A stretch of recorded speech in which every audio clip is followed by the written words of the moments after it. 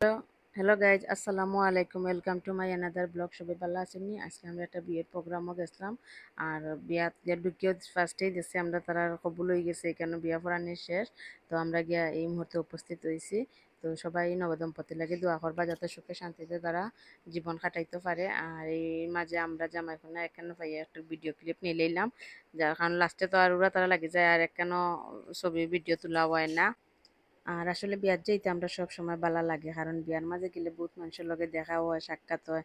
দেখা যায় 2-3 বছরের মাঝে এরা লগে দেখা হয় না, কিন্তু যে কোনো বিয়ার অনুষ্ঠানও গেলে তারা লগে দেখা হয়। তো ওই জিনিসটা সবচেয়ে বেশি ভালো লাগে। আর ওই লোকে কন্যার ফুল ফ্যামিলি, তারা অসম্ভব অসম্ভব ভালো খুব মানুষ, আর আমরা খুব পছন্দের মানুষ। আমরাও তারা খুব পছন্দ করি আর তারাও আমরা খুব পছন্দ করে। তো বাবির লাগি, বাবি আসলে খুব ভালো মানুষ, যার কারণে মেয়েটারে খুব সুন্দর একটা বালা জামাইয়ের কাছে তুলিয়া দিতে পারছে। আল্লাহ তারারে সুখে হরক্কা শান্তি রাখুকা, এটাই আমরা দোয়া করি। আর এই ফাঁকে আমরা একটু ভিডিও নিলাম, গিয়ে সেলফি করলাম। আর আজকেও আমার ছেলে আমরা সাথে আইছে না, কারণ হে এটা ভালো লাগে না। আর ছেলে তার বন্ধুরা লইয়া একটু ভিডিও সেলফি তুলে। তো আমরা ওইদিকে কন্যার লগে একটু ভিডিও তুলিয়া আইলাম, কারণ আমরা লাস্ট দিকে গেছি, সময়ও কম। কন্যাও প্রায় শেষ পর্যায়ে তার প্রোগ্রাম আইছে। আর একটু হালকা হালকা তারা খুব ছোটোভাবে অনুষ্ঠান করছে, ঘরোয়াভাবে, দুই ফ্যামিলি মিলিয়া। মানুষ বেশি তারা দাওয়াত দিছে না। তো যাই হোক, তারা দুই ফ্যামিলির মাঝে খুব সুন্দর অনুষ্ঠানের আয়োজন হয়েছে, ছোটোখাটো করে খুব সুন্দর প্রোগ্রাম হয়েছে। এটা সুনামগঞ্জ এমব্রোসিয়াত প্রোগ্রামটা হয়েছে। আর উম, আর কন্যা মাসাল্লাহ খুব সুন্দর। আর শিক্ষাগত যোগ্যতাও তাই খুব ভালো, তাই ছাত্রী হিসেবে 1 নম্বর। ছেলেটাও খুব ভালো। তো দোয়া করি তাই নিশ্চয়ই ভালো একটা পর্যায়ে গিয়া পৌঁছিব, মা বাবারে সবসময় সুখে শান্তিতে রাখবো। আর মেয়েরা আসলে এমন এক জিনিস, কষ্ট কইরা বড় করলায়, এরপরে অন্য ছেলেরা তো তুলিয়া দেওয়া লাগে। নতুন সংসারও যায়, নতুন ঘরও যায়, জীবনটা পুরো অন্যরকম সাজানি লাগে। এটা শুধু এই মেয়ে দিয়া না, আমারও 2 মেয়ে আছে, আমারও এরকম মেয়েরারে বিদায় দিতে হইব। সবাই দোয়া করবা যাতে আমিও খুব ভালো একটা ছেলের কাছে আমার মেয়েরও তুলিয়া দিতাম পারি, মেয়েরারে তুলিয়া দিতাম পারি।